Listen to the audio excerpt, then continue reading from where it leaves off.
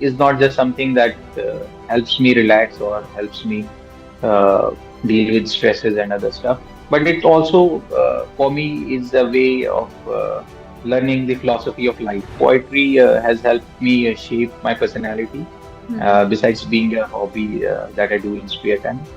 As far as cricket goes, cricket is something that is helping me keep fit mentally, physically, Mhm. and I do have a strong passion for cricket. So whenever I find time, Mhm. I do tend to play cricket. I mean, 24 hours is a lot of time we have generally.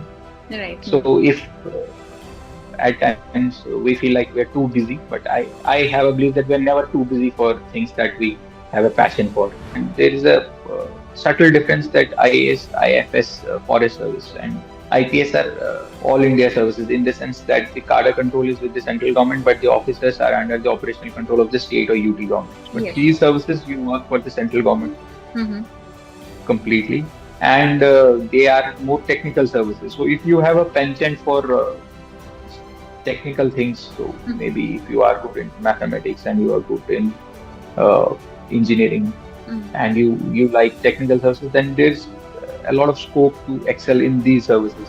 Hello and welcome. This is Pallavi, and you are watching Indian Masterminds. Today, we are with a very special guest from Jammu and Kashmir, whose journey from the quiet lanes of Budgam to the front lines of financial government in Jammu and Kashmir is marked by discipline, resilience, and steady evolution.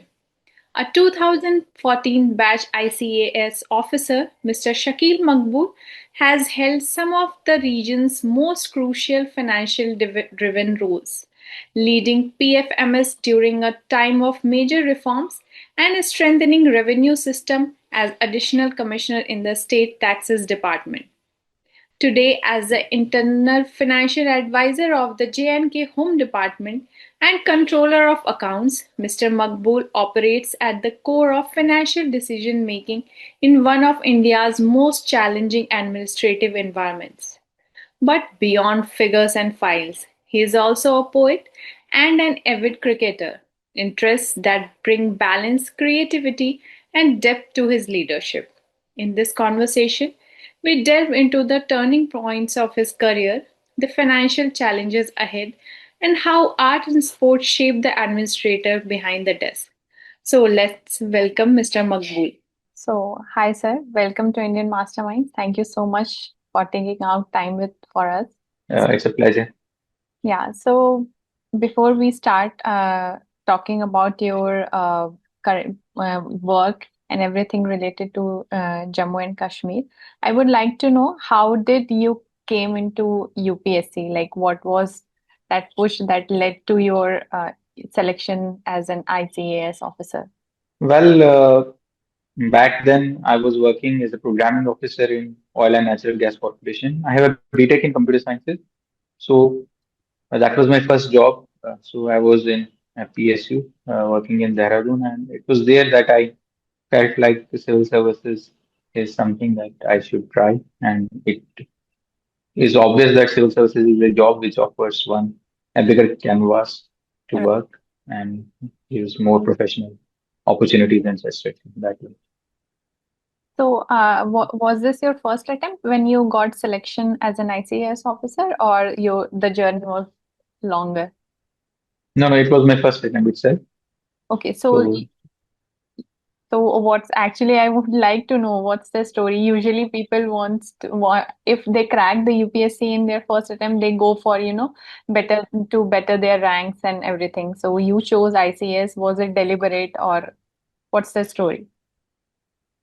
So it was my first attempt at the time of filling the detailed application form that Yeah. I did not know about services. Okay. I was a novice coming to UPSC.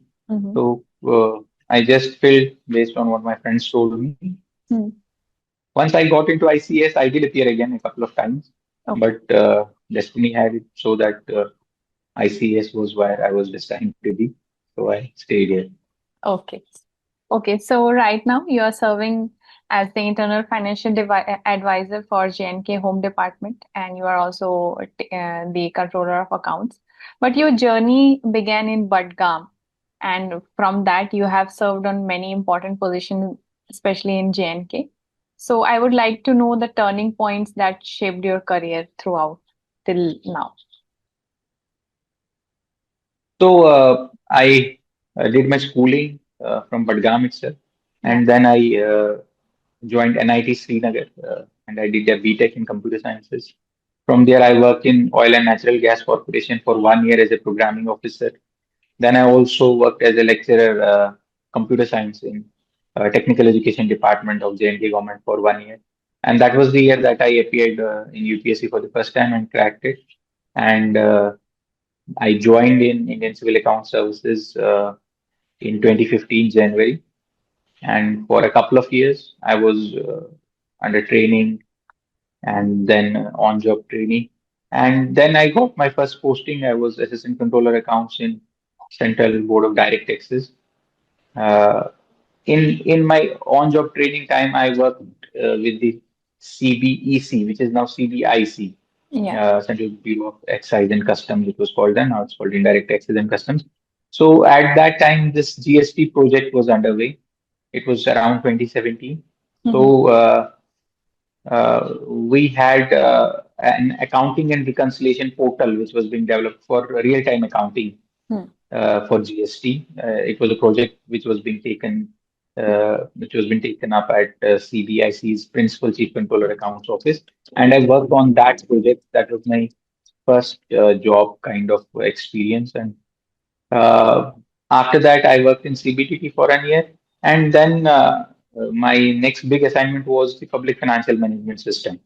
I Okay. was looking after the public financial management system rollout in Jammu and Kashmir and other North Indian states while being stationed in Srinagar itself. And after 3 years in PFMS, I moved into the JNK government on deputation, and I worked in the GST department of the Jammu and Kashmir government, and I served as the additional commissioner GST, which Hmm. was till last year, November 2024. And then I got into my current posting, which is basically J&K Home Department, which is now J&K being in UT. The Home Department is being financed by the union budget. So now currently I am in the J&K Home Department looking after the financial matters of the J&K Home Department. Yeah, so sir, can you explain in brief like what all responsibility you have as an internal financial advisor and the controller of account in Jammu and Kashmir? So Jammu and Kashmir and other states or UTs in India have a financial system which is different from the union government financial system. Primarily, each state or UT with legislature has its consolidated fund, and the budgeting is usually taken care of by the local assembly. And usually, the financial control is via budgeting. In the case of J&K's Home Department, the budget comes from the central government, Okay. and in order to disperse the money, in order to do the procurement, there's a whole financial structure which has been created in the Union Territory. There are pay and accounts offices, there are internal audit parties, and these pay and account offices and internal audit parties are kind of a department for J&K Home Department within the Home Department. So I am basically heading that setup as controller of accounts in the J&K Home Department for the payment, disbursement, internal audit, and accounting. On the other side, I also handle the charge of internal financial advisor. As an internal financial advisor, my role is to basically ensure that all procurement and spending done by J&K Home Department and its subunits like J&K Police, Fire Services, prisons, that these are as per the rules and regulations of the Government of India, the general financial rules, the delegation of financial power rules. So whenever a procurement happens, or whenever any spending happens in the government, I generally see it as an upstream process and a downstream process. In the upstream process, the process starts basically with a need assessment, and when a need is assessed, and then you decide the way of procurement, and then you do that whole process up till you give a supply order. So Right. that need assessment and that whole procurement process till the supply order requires financial vetting, it requires financial concurrence, and that's where my role as internal financial advisor comes up. Once supply is made, then payment, disbursement, and audit are there. That's where the role of controller of accounts comes up. So these are two different departments. One is taking care of the upstream process, and the other is taking care of the downstream process. At the same time, since we are now on the union budget for the J&K Home Department, so the whole budgeting, budget estimates, revised estimates, and reallocations. So I have also to take care of the budget management of the J&K Home Department. Okay. Got it, sir. So, as right now at your current role, what all big challenges, financial challenges, especially you see in the department, and how do you plan to strengthen the financial accountability in the system? This has been my most challenging assignment thus far in my Mm-hmm. career because we have transitioned from a different system to a different system. The software is different, Mm-hmm. the rules are a little different, and the financial culture is different between the union government finance and budgeting and this UT government finance and budgeting. So the cultural and the workflow differences have taken some time to transition, and there has been a lot of hand-holding that I have done. What I see going forward is that we have uh, basically to increase the capex expenditure in J&K government because currently, particularly in the home department, we are heavy on the revenue expenditure side, Okay. accounts for more than 90% of our budget. But we need to increase the capex expenditure because asset creation is something that we want to see, and we want to see the capex expenditure grow in the long run. Okay. So, sir, you right now also you mentioned that you were working for PFMS in JNK, and during your tenure there were many major reforms. So I would like to know all that, and also I wanted to know what was the most demanding part of implementing transparent financial system across the departments. So I'll take the second part of the question first. The most difficult or the most challenging part in implementing a transparent financial system has been the culture, the work culture, which is a little different. So the expectations are a little different from what finance and budgeting sector is supposed to do. So Right. when a different finance and budgeting culture is implemented, people at times do not appreciate that what's being done is being done because it is there in the rules. They at times can ascribe uh, things to motives or to conspiracy theories instead of, say, simple financial rules. And something that we have seen in financial systems is that people generally go by precedent. So whatever has been done over the years is considered as the golden test of what should be done.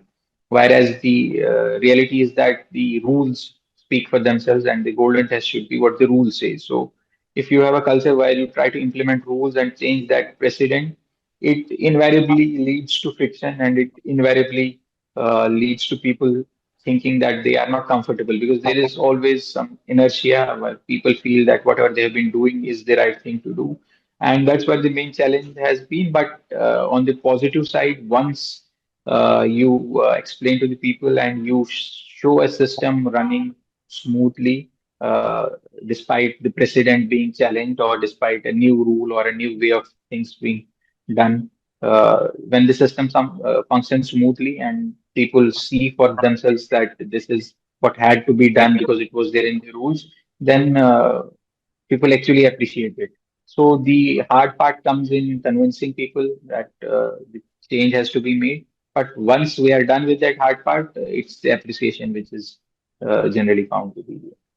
So that was the second part of your question. Coming to the PFMS part, basically, public financial management system was a central government initiative for centrally sponsored schemes. as you would be aware that central government provides grants and aid to the states as mandated in the constitution. So this granting aid is provided in ways including centrally sponsored schemes. So centrally sponsored schemes are the state list subjects in on which central government spends. The subjects are divided between the union and the states as the union list and the state list, and the states usually control the state list, but to supplement the efforts of the states, central government spends on state list via centrally sponsored schemes. So what used to happen is that central government used to route funds to state government and UT government finance departments, and they used to give to the different departments. So then the departments would give a utilization certificate, which was not verifiable, and at times the funds used to be diverted for the cash needs or the fungibility issues of the states and UTs. So this public financial management system was implemented whereby the whole fund flow was made transparent and online, and just-in-time releases were made from the central government.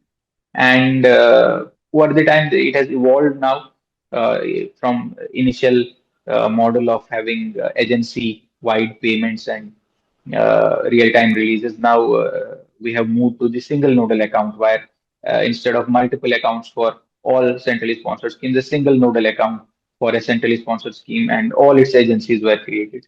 And one step ahead of that, now we have moved to the SNS Fudge, where the money would get directly debited from the RBI. So this has brought a lot of transparency and has basically saved a lot of money for the government of India, because earlier the funds used to be parked in bank accounts of agencies down the line, and the interest cost on those funds used to be huge because, as we're aware, we have a fiscal deficit, and when money is parked, basically it is borrowed from the market, and the government of India pays interest on it. So now we have moved to a model whereby money is only taken out of the consolidated fund of India just before it is being spent by the agency. So this has led to huge savings in the interest cost, and at the same time has brought an increased degree of efficiency and transparency in the way money is disbursed for centrally sponsored schemes in government of India as well as in the states and UTs. So, sir, I want to know, like, you are from Jammu and Kashmir, and now, right now, you are taking a very important responsibility, especially when it comes to finances of the UT. So, I want to know how it is like to work for a place which has been like everything for you, like your birthplace, and you have grown up there, and now you are taking uh, a, an important position in that state itself. And what there are some unique administrative challenges in working for Jammu and Kashmir. So I would like to know that also. So, being from Jammu and Kashmir and working in Jammu and Kashmir has truly been a blessing for me. I have been able to stay close to my family and my friends. And at the end of the day, I have also had the satisfaction of doing a good job in terms of bringing more accountability, financial transparency. So that gives a lot of satisfaction. And Right. Jammu and Kashmir, as you are aware, has been a place with a difficult recent past. Right. Uh, and because of that, when a place is going through a difficult situation, it impacts all sectors, Right. not just the security sector. It has its impacts on the whole society as well as on the financial system. Right. So basically, accountability, transparency does take a backseat when you have a bigger challenge. Right. So that way, it has been a little difficult to change the culture.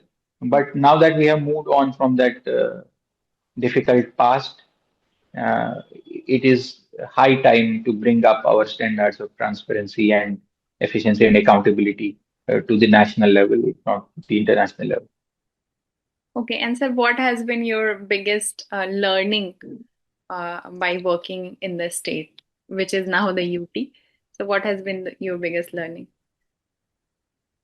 My biggest learning has been, frankly, about how to handle people. Hmm. I mean, as a young officer, knowing that these are the rules and uh, this is black and this is white. that is the attitude that one comes up with. Mm-hmm. But over the time, I have learned that there's a lot of gray in between. Great. Yeah. So, hmm, and it's also important how we see people and how we basically get work done from people. So I have realized that it's not all is not that we see. Our perceptions of people might be at times not. They might be blinded or colored by things, Mm-hmm. but at the end, the biggest learning has been that all that at the end of the day matters is that you have to pursue the path that you believe in, and if you pursue it with strength and with motivation, it will work out. Okay. And sir, right now at your role, whenever you complete your tenure and move forward, what long-term financial reforms or systematic changes would you like to leave behind in the home department? Particularly in the home department, as I already said, we'd like to increase the capex expenditure. Mm-hmm. Secondly, we'd like to make the process of finance and payment and disbursement more efficient, and we would like it to be faster. We want finance to be a collaborative approach rather than a hindrance. Mm-hmm. Uh, Besides that, we also have this internal audit thing that we have not operationalized yet because it's still in the infancy.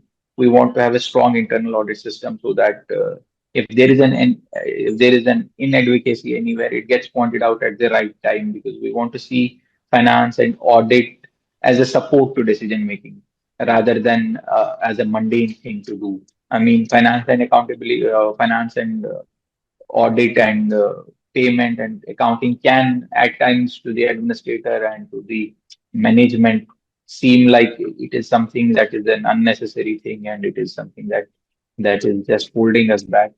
Mm-hmm. But we want to change that, not just in the mindset, but also in the way processes work. We want to have finance, audit, accounting, payment as an aid to management, as a aid to the decision support system by leveraging data. Right, sir. So now coming to your off the field work, like you are also a poet and a cricketer that I have seen. Like when we are talking on Saturday, you told me that you have a match on Sunday also. So I would like to know like how these two things, poetry and cricket, helps you in ease the pressure of your work and how it helps your approach in your work. And secondly, how do you manage the timing for both the things?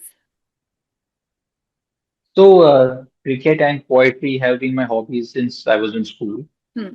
and they have stayed with me. Thankfully, Alhamdulillah, I have not let go these hobbies that have been part of my journey throughout. As far as how much of a help they are, obviously, poetry is not just something that helps me relax or helps me uh, deal with stresses and other stuff. But it also, for me, is a way of learning the philosophy of life. Okay. Poetry, I don't just write poetry. I read a lot of poetry, and poetry is full of lessons for life and full of how to deal with life and how to deal with the challenge and Mm-hmm.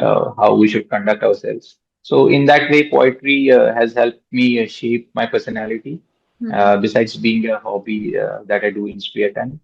As far as cricket goes, cricket is something that is helping me keep fit mentally, physically, Mm-hmm. and I do have a strong passion for cricket. So whenever I find time, Mm-hmm. I do tend to play cricket. I mean, and time is something that I believe. 24 hours is a lot of time we have generally.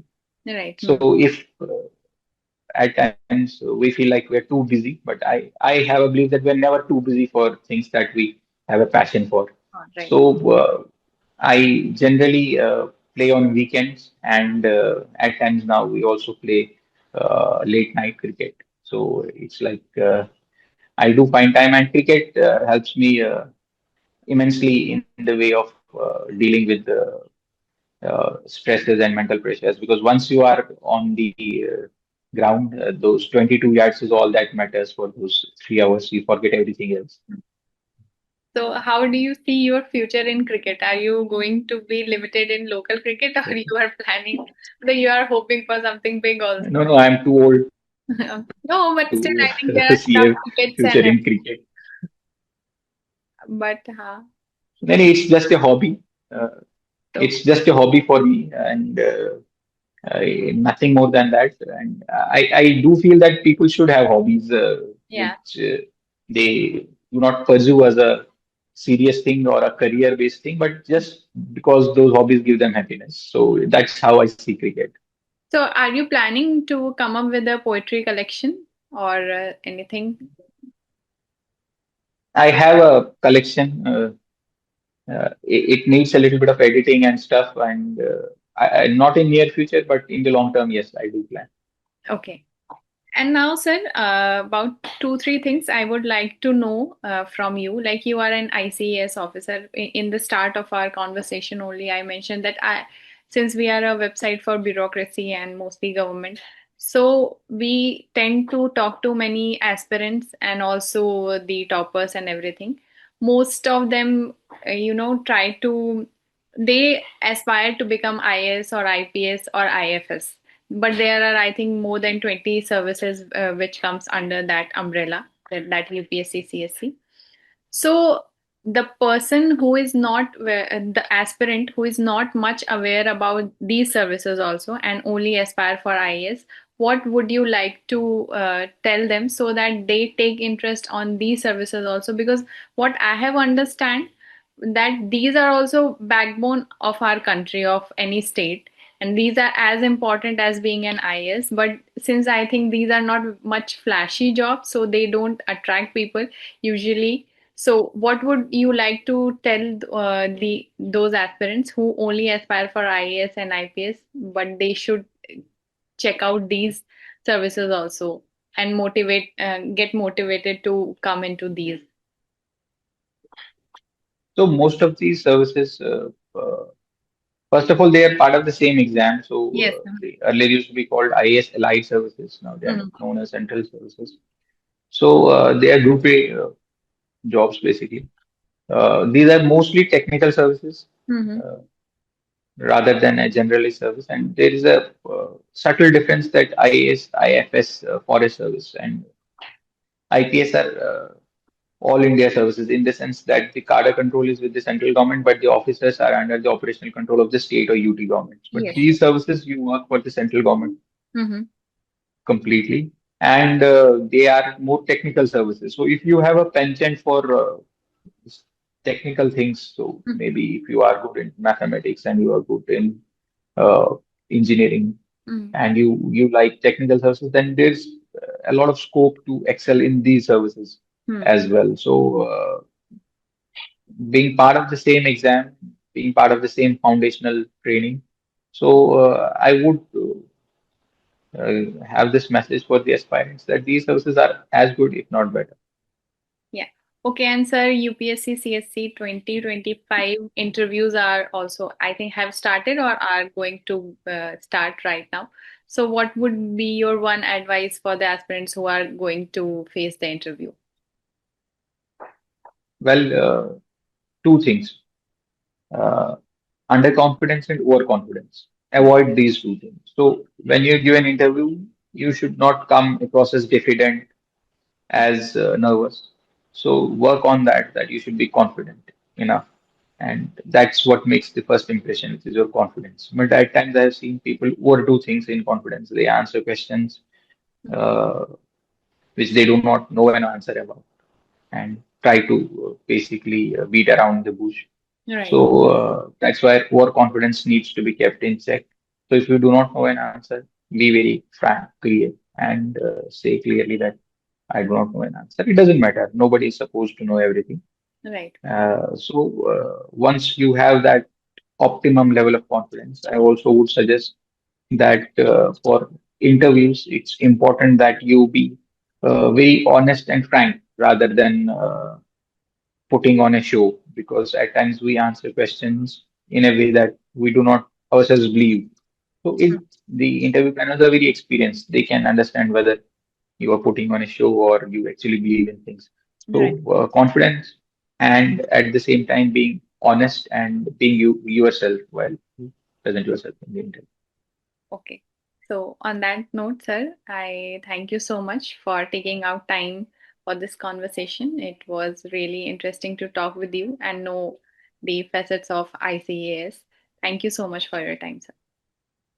It was a pleasure. Thanks for inviting me for the interview. Thank you. So, this was Mr. Maqbool. In every role he has taken on, whether modernizing financial systems, enabling transparent governance, or strengthening the Home Department's accountability frameworks, he has combined precision with empathy and reform with resilience. His journey reflects not just the evolution of a financial administrator, but the growth of a leader who draws wisdom from poetry, discipline from cricket, and purpose from public service. As JNK continues to undergo rapid institutional transformations, officers like him represent the bridge between policy and people, between systems and outcomes. I hope you enjoyed our conversation. Please like and subscribe our channel and show your support so that we can keep coming with more such interesting interactions and informations from bureaucracy. Until then, stay tuned to Indian Masterminds. Thank you for watching.